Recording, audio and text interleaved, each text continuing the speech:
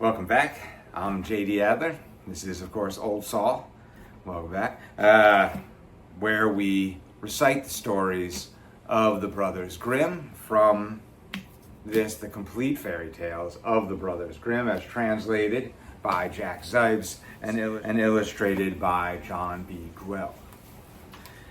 This episode, you will be hearing, I will be reciting, you will be hearing the story of one of the more famous stories of the Brothers Grimm, the story of Hansel and Gretel.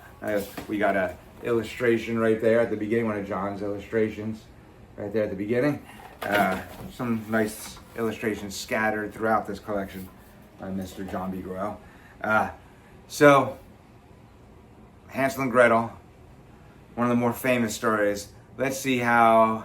Now, Jack Zibes, as I've said in other episodes, he claims that this is the truest translation from the original German in the early 1800s to modern English. Leave it up to the audience to decide, but let's see how this compares to the Disneyfied version that you remember from your childhood. This is the story of Hansel and Gretel. A poor woodcutter lived with his wife and 2 children on the edge of a large forest. The boy was called Hansel and the girl Gretel. The woodcutter did not have much food around the house, and when a great famine devastated the entire country, he could no longer provide enough food for his family's daily meals. One night, as he was lying in bed and thinking about his worries, he began tossing and turning. Then he sighed and said to his wife, "What's to become of us? How can we feed our poor children when we don't even have enough food for ourselves?" "I'll tell you what," answered his wife. "Early tomorrow morning, we'll take the children out into the forest where it's most dense.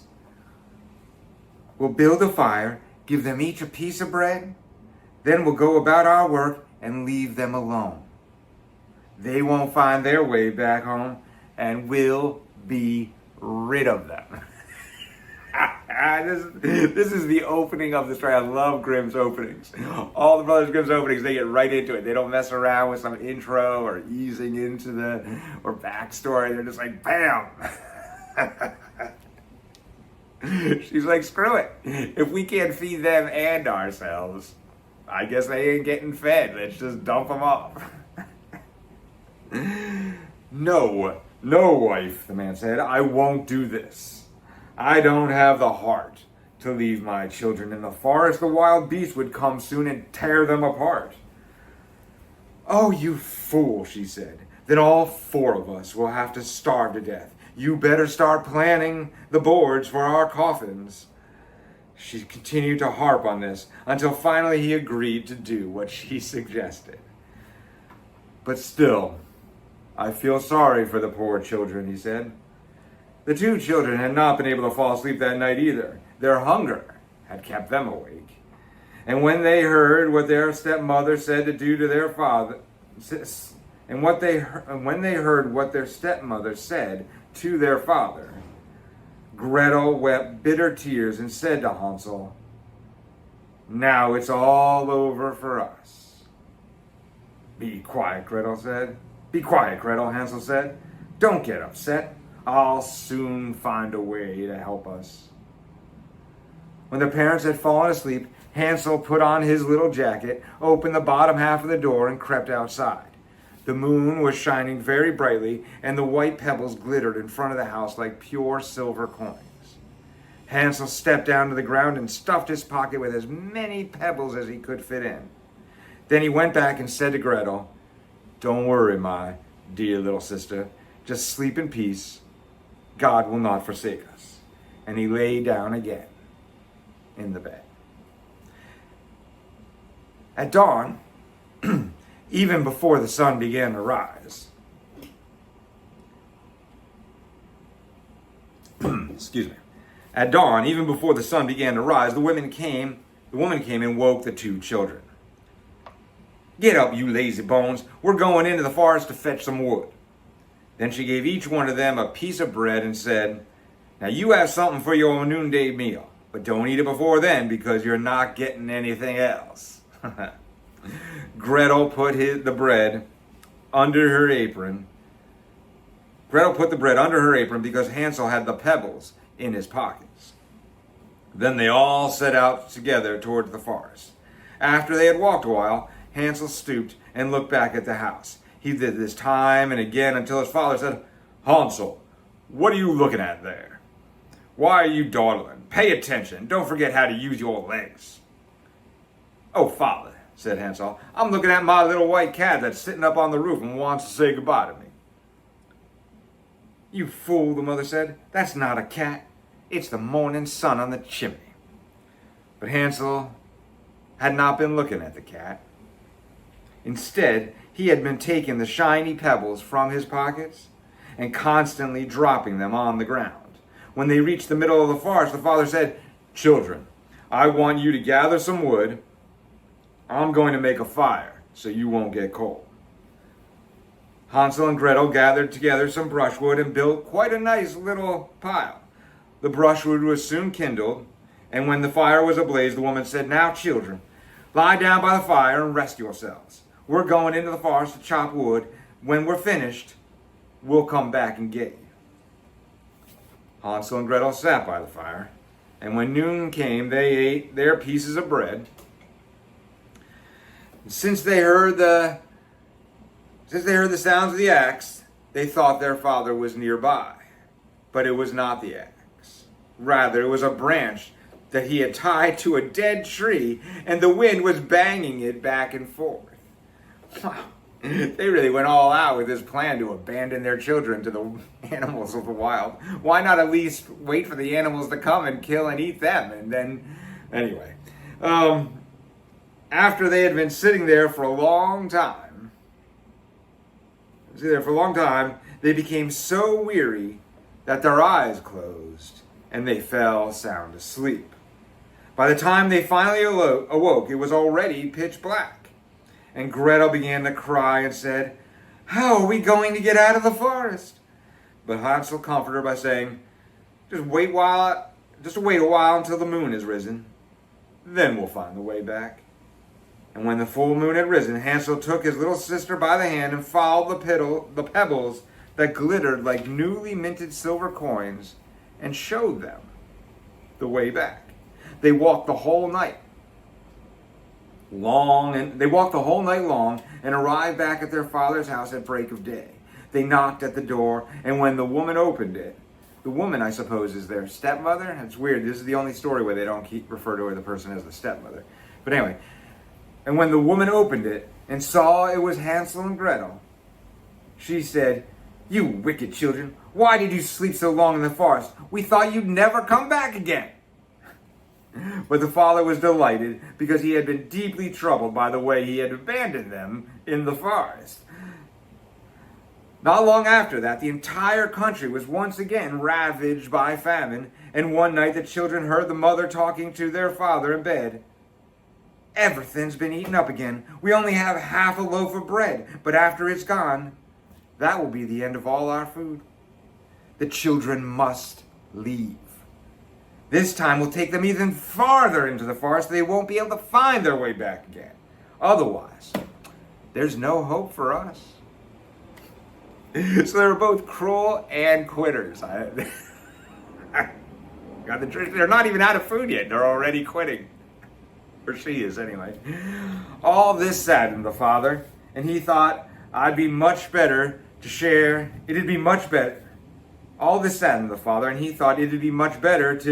your last bite to eat with the children.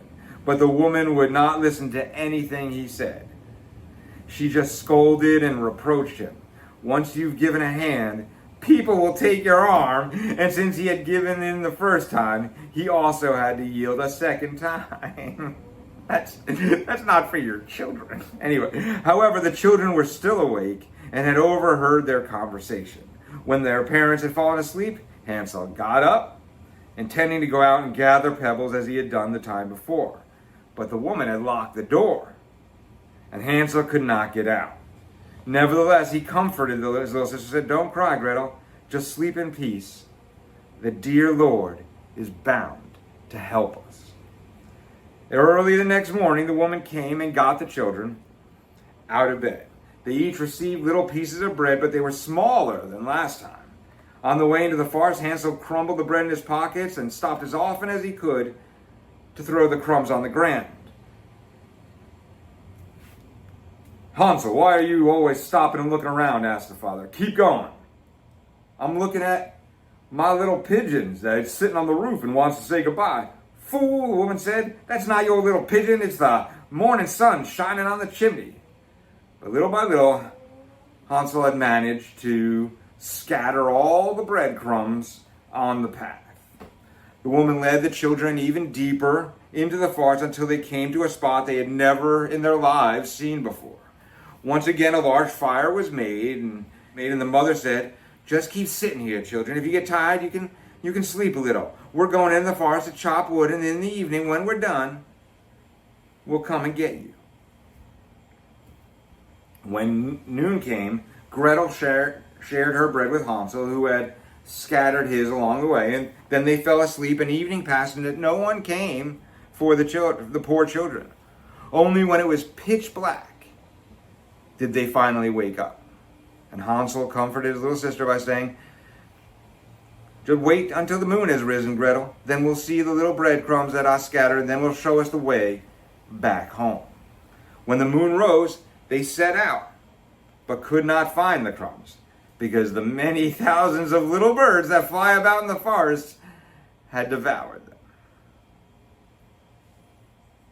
"Don't worry, we'll find the way," Hansel said to Gretel, but they could not find it. They walked the entire night and all the next day as well, from morning till night, but they did not get out of the forest.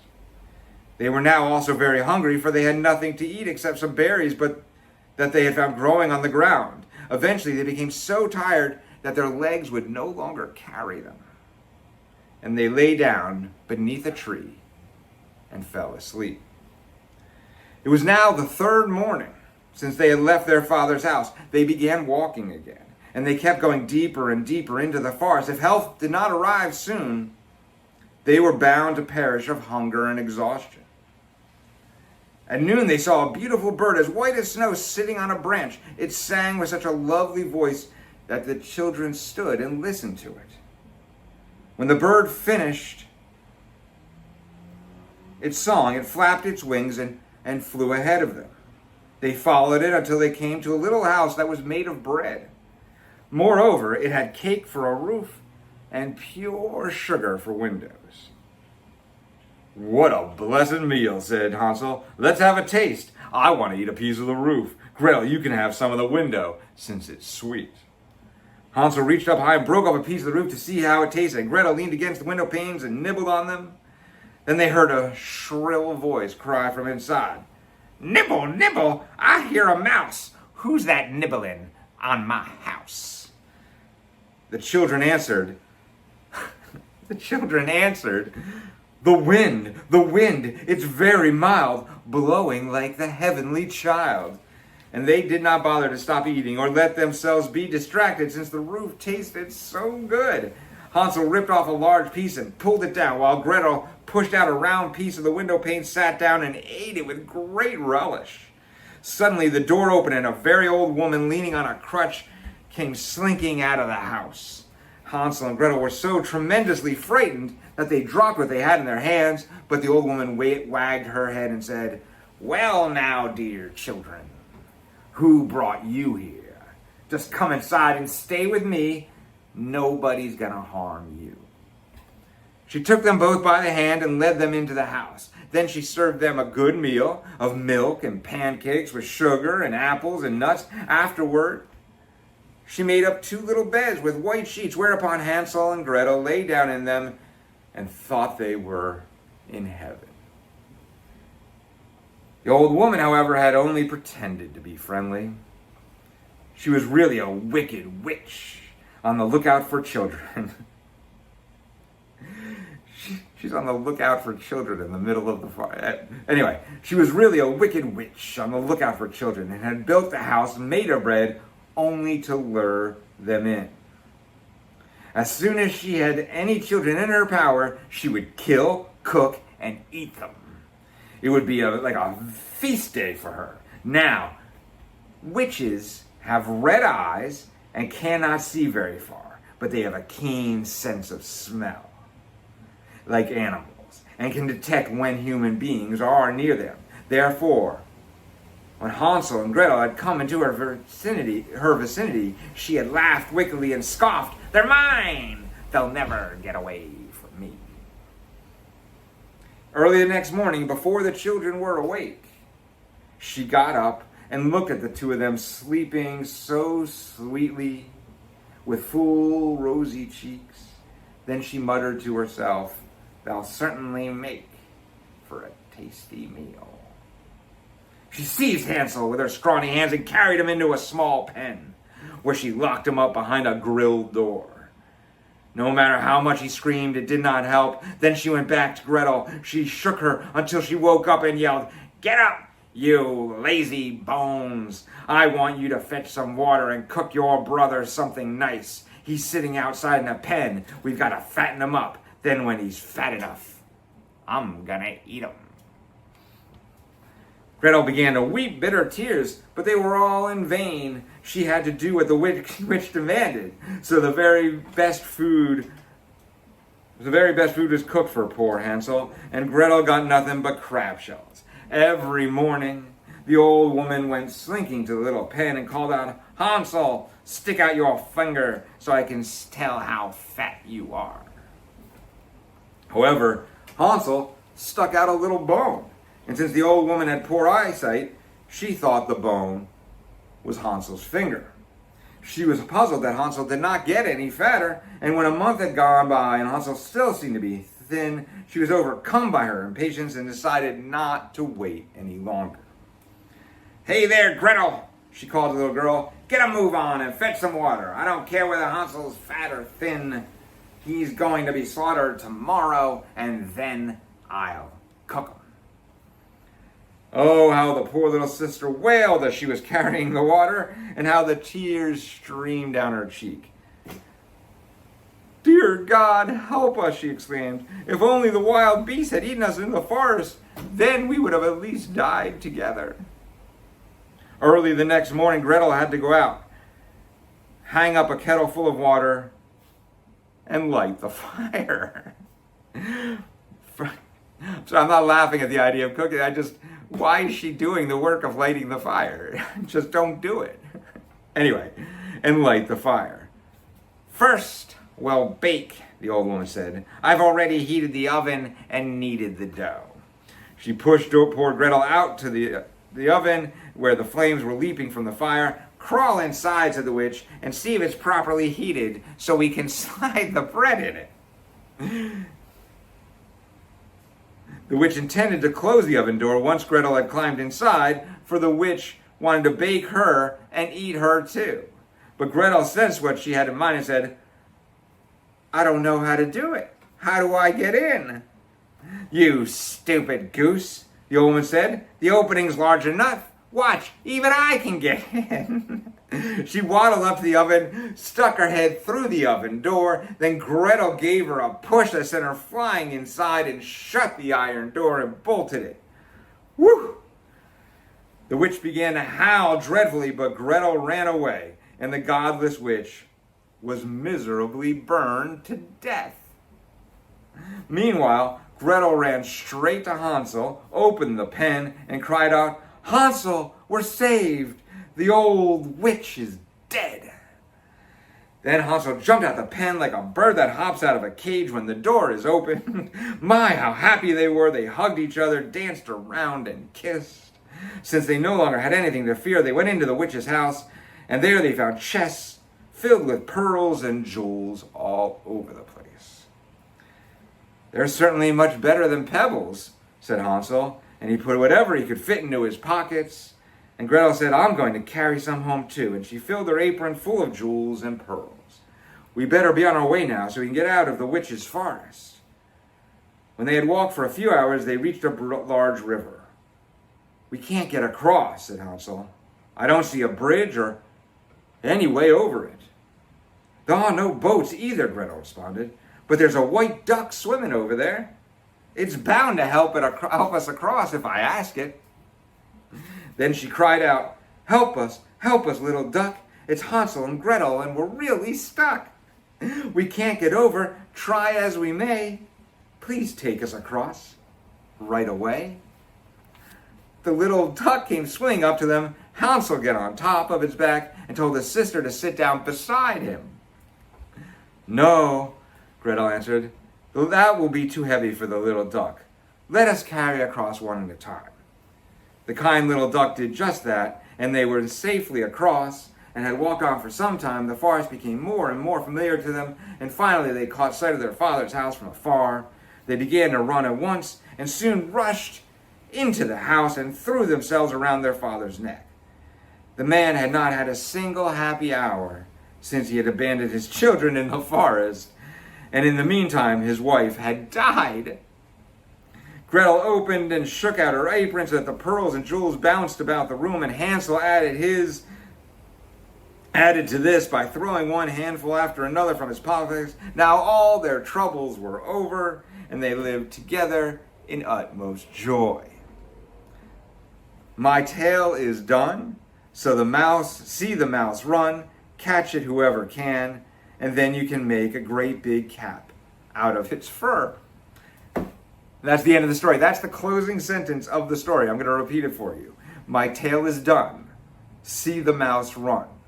Catch it, whoever can, and then you can make a great big cap out of its fur.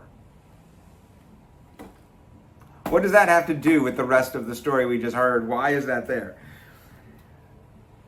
Once again, the Brothers Grimm never fail to disappoint. It's always dark and bizarre. At least this story had a beginning, middle, and end, unlike some of their stories that are all over the place, or are multiple stories smashed together. This story seems to have a little clearer development. But wow. I don't know why it's weird that the father just was like, whatever, yeah, all right. I mean, he was sad about it, but he was willing to do it. Mom is a monster. And then why do the kids just keep... I guess where else are they going to go, right? They keep going back, but where else are they going to go? I guess that's kind of realistic. So that's the story of Hansel and Gretel by the Brothers Grimm. This has been Old Saul. Next time, the 3 snake leaves is what we're doing next time. So, thank you for watching, whoever happens to be watching and listening. And next time, 3 snake leaves, Brothers Grimm. This has been Old Saul. Thank you.